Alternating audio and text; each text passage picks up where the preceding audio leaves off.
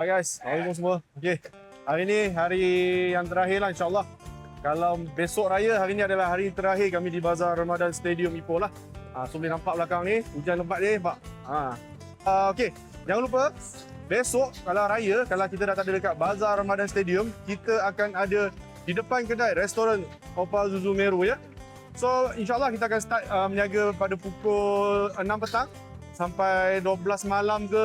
Tengok macam mana lah, kita tengok sambutan macam mana. Kalau sambutan okey, insyaAllah kita akan ada sampai tengah malam lah. Jangan risau, meja pun kita akan pasang.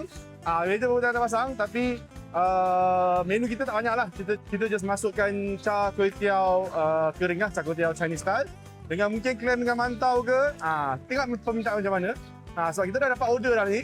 Hari raya pertama pun kita dah ada order untuk pukul 6 petang.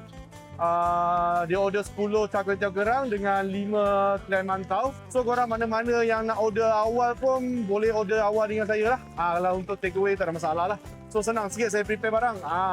Okay, so macam saya katakan, untuk char kway teow kita akan masak satu persatu. Kita tak akan masak longgok-longgok ke 2 set ke 3 set ke tak ada.